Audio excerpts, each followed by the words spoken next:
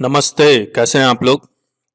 हम लोग जो इस वीडियो लेक्चर में बहुत सारे पार्ट्स में जो डिस्कस करने वाले हैं that is finance bill 2021 and apart from that discussion जो क्लॉज बाय क्लॉज हम लोग डिस्कस करेंगे डायरेक्ट टैक्स के provisions.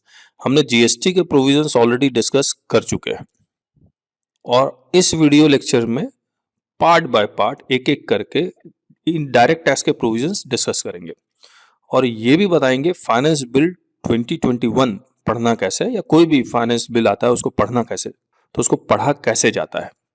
We shall discuss that also. अब जैसे इसमें लिखा हुआ है द फाइनेंस बिल 2021।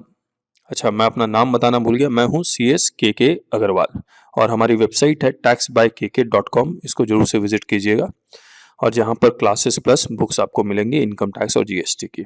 अब वापस आते हैं हम लोग द फाइनेंस बिल 2021। ये होता क्या है कि ये प्रपोजल्स हैं आने वाले फाइनेंशियल ईयर के। जो इनकम टैक्स के प्रपोजल जो हैं वो फाइनेंशियल ईयर के लिए होते हैं और जीएसटी के प्रपोजल्स जब नोटिफाई होगा तब आएगा और वो पर डे के बेसिस पे नोटिफाई हो सकता है। कहने का मतलब ये है कि जो फाइनेंशियल ईयर में जो पैसा कमाएंगे उसकी टैक्सेबिलिटी उसके ऊपर सरकार कितना टैक्स लेगी वो पहले से आपको बता देती है। तो जो फाइनेंशियल ईयर आने वाला है 2021 है, तो financial year 21-22 with effect from 1 अप्रैल 2021। इसका मतलब असेसमेंट ईयर 22-23 हो गया। तो ये जो भी प्रपोजल्स हैं जो फाइनेंशियल ईयर भी शुरू नहीं हुआ, आज 6 फरवरी 2021 है, तो 1 अप्रैल से शुरू होने वाले जैसे कुछ टीडीएस के प्रोविजंस है वो अभी एप्लीकेबल नहीं हुए। इनडायरेक्ट टैक्स में क्या होता है कि आज नोटिफिकेशन आया, हो सकता है आज से ही एप्लीकेबल हो जाए या कल से एप्लीकेबल हो जाए। इनडायरेक्ट टैक्स के प्रपोजल्स तुरंत एप्लीकेबल होते हैं, लेकिन फाइनेंशियल इनकम टैक्स के प्रपोजल्स, डायरेक्ट टैक्स के प्रपोजल्स कुछ महीने बाद एप्लीकेबल होता है। जैसे फरवरी में आया है तो फरवरी, मार्च, अप्रैल में जाके एप्लीकेबल होगा। तो अब ये फाइनेंस बिल 2021 इस ईयर का मतलब आप हमेशा याद रखिएगा। इसमें एक बात और बता दूं, जो स्टूडेंट हैं जो CS CMA के एग्जाम देते हैं, जैसे फाइनेंस बिल 2021 है, ये उन स्टूडेंट्स के लिए एप्लीकेबल है जो 22 में एग्जाम देंगे। तो जो भी फाइनेंस बिल 2021 में इसमें एक साल जोड़ दीजिए तो 22 आ गया।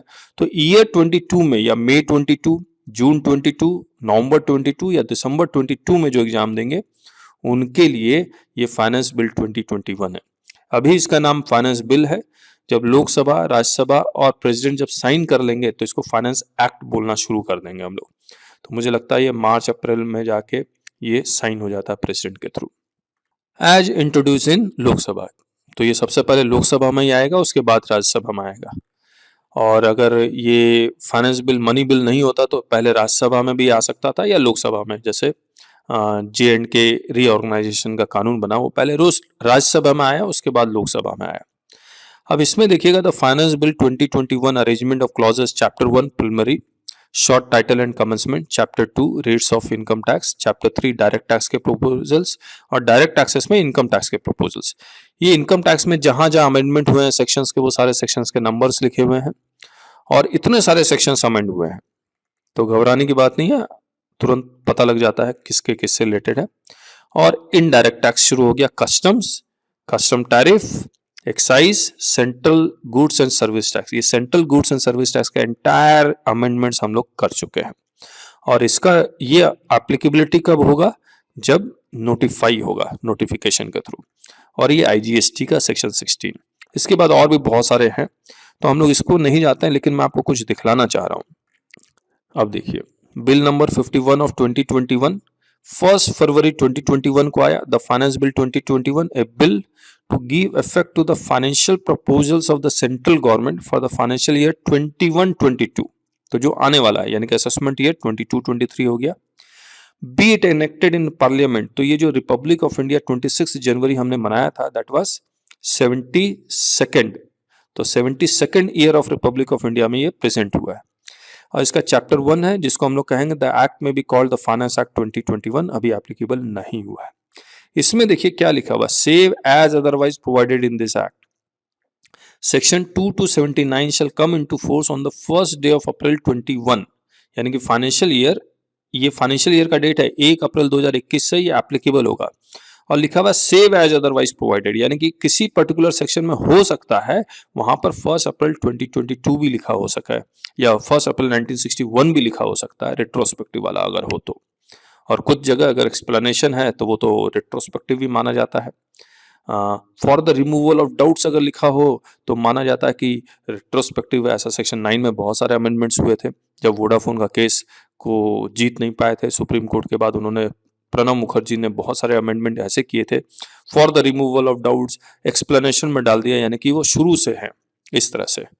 फिर यहाँ पर सेक्शन 99 टू 114, अच्छा 2 to 79 में प्रपोजल्स किसके हैं? इनकम टैक्स के हैं, कस्टम्स के और एक्साइज के। और सीजीएसटी और आईजीएसटी में ये कह दिया गया कि जब नोटिफिकेशन आएगा इन द ऑफिशियल गैजेट उस वक्त इसको सेक्शंस को एप्लीकेबल करेंगे। तो ये हो गया चैप्टर 1। अब चैप्टर 2 है rates of income tax. Rates of income tax section 2 of finance act 2021 है, याद रखिएगा। इसमें आपको मैं बता दूं सेक्शन 2 सब सेक्शन 1 है, 2 है, ये 7, 8 या 10 तक जाता है। तो ये देखिए 3 है, फिर आएगा आपका, मैं भी चलता जाता हूँ, ओहो 6। तो ऐसे मैं टाइम वेस्ट नहीं करूँगा आपका, आपके पास फास्ट फॉरवर्ड का भी है, उसको भी आप यूज़ करें।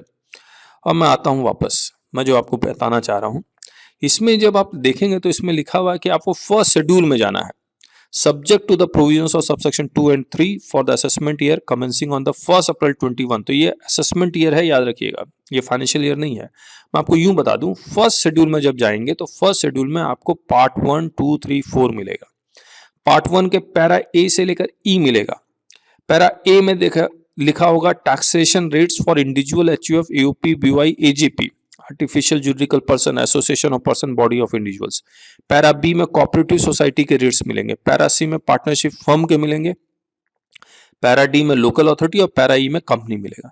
तो ये जो पार्ट 1 है ये फाइनेंशियल ईयर 2021 का है, यानी कि फाइनेंस एक्ट 2020 में जो रेट्स था वही एग्जैक्ट वो यहां लिखा रहता है।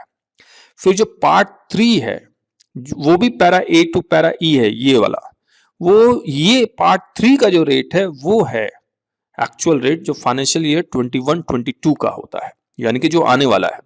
और इसमें जो रेट्स होता है इसको हम लोग एडवांस टैक्स कहते हैं, क्योंकि वैसे तो टैक्स आपको असेसमेंट ईयर में देना चाहिए था, लेकिन आप ये टैक्स फाइनेंशियल ईयर में ही दे देते हैं, प्रीवियस ईयर में दे देते हैं, इसीलिए इसको हम लोग एडवांस टैक्स भी बोलते हैं। तो जब भी आपको नया रेट देखना हो तो फर्स्ट शेड्यूल के पार्ट 3 में जाके देखेंगे, फर्स्ट शेड्यूल के पार्ट 3 में जाके देखेंगे, दैट इज एडवांस टैक्स। ये तो पहले ही आप देख चुके थे, ये जब आप फाइनेंस बिल या फाइनेंस एक्ट 2020 आया था ये वाला रेट पार्ट 3 में हुआ करता था, इसको पार्ट 1 में कर दिया गया, नया रेट पार्ट 3 में। पार्ट 4 में rules for integration of agricultural income with non agriculture income. तो ये है।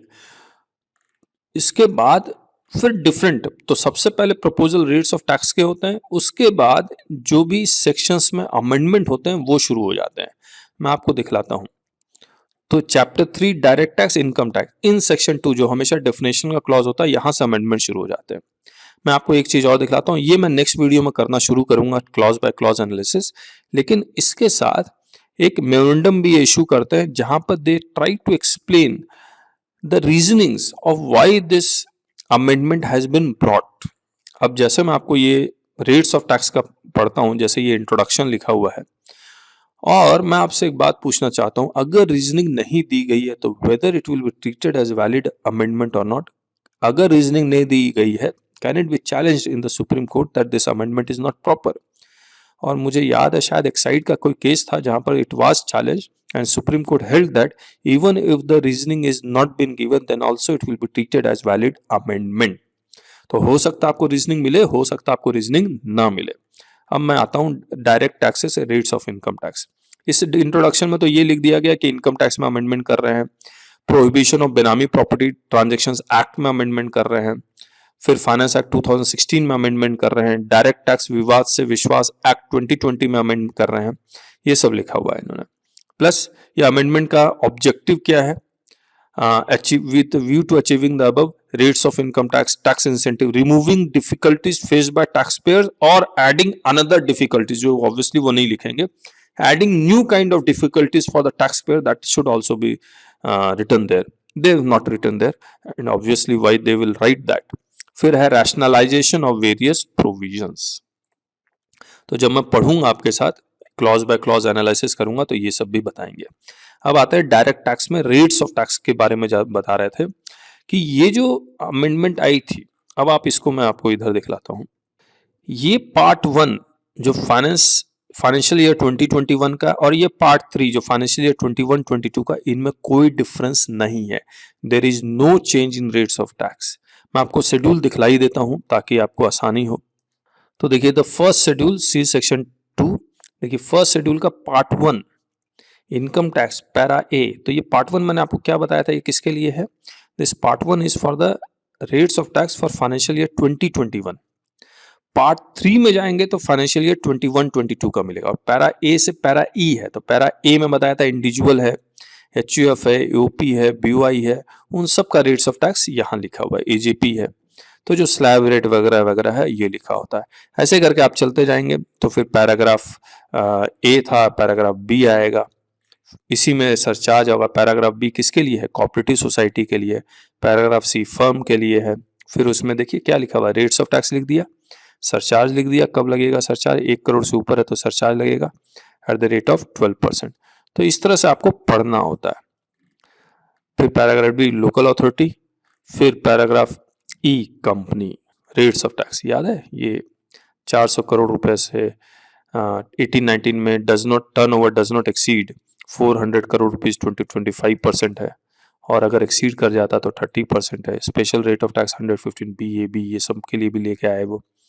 फिर बहुत सारे रॉयल्टीज, ये सब तो पुराने रेट्स ऑफ टैक्स है। तो यूं चलता है पूरा। ये पार्ट 2 आ गया TDS, और पार्ट 3 आ जाएगा फाइनेंशियल ईयर 21-22 का। अब मैं डायरेक्ट पार्ट 3 में आपको एक बार दिखलाऊं, कहाँ आ गया, तो ये पार्ट 3 आ गया। ये देखिए एडवांस टैक्स कह रहे हैं ना हम लोग, क्योंकि वो तो असेसमेंट ईयर में देना चाहिए था। तो ये पार्ट 3 एडवांस है, ABCD वैसे ही शुरू हो जाएगा। अब मेमोरेंडम अगर आप पढ़ेंगे तो देखिए इन्होंने लिख भी दिया, there is no change proposed in tax rates either in these specific section और in the first schedule. The rates provided, जो स्पेशल रेट्स दिए हुए हैं वो अलग से एनेक्ट हो गए हैं, तो सेक्शन में ही रेट्स लिखे हुए हैं। Part 3 would now apply for the assessment year 22-23 and would remain unchanged except that it also apply to the proposed section 194P. 194P TDS का है तो उसके लिए अलग से आएगा। तो ये सिस्टम है। फिर हम लोग अलग अलग करके पढ़ते रहेंगे, अलग अलग सेक्शन पढ़ेंगे, तो इसमें हमें पता लग जाएगा।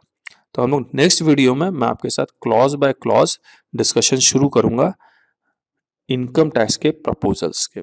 GST हम लोग कर ही चुके हैं, और हमारी वेबसाइट को मैं आपको दिखला देता हूं। हम लोग एकेडमिकली बहुत सारा काम करते हैं, प्रैक्टिस में तो करते ही करते हैं, लेकिन एकेडमिकली भी बहुत सारा काम करते हैं। तो ये हमारी वेबसाइट है taxbykk.com। इसके क्लासेस में जाएंगे तो आपको इनकम टैक्स के और GST के डिफरेंट कोर्सेस के आपको क्लासेस मिलते हैं। तो ये जरूर देखिएगा। बुक्स इनकम टैक्स के और GST के, ई बुक्स, ये सेम जो बुक्स आपको नजर आ रहा है फिजिकल हार्ड कॉपी, ये आप ई बुक में भी खरीद सकते हैं। टैक्स एक्सेल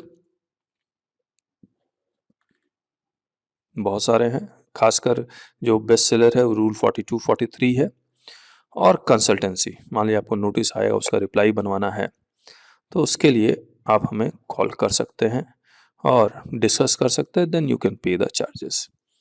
तो और भी फ्री में भी बहुत सारा कुछ है जिसको आप देख सकते हैं। तो these are the things which you offer. Foreign trade policy की बुक फ्री में है, इसकी PPT फ्री में, बहुत सारी चीज़ें फ्री में। एनुअल रिटर्न 1920 का क्या क्या चेंजेस है वो भी लिखा हुआ है इसमें। So thank you so much. Next video में मिलते हैं आपसे।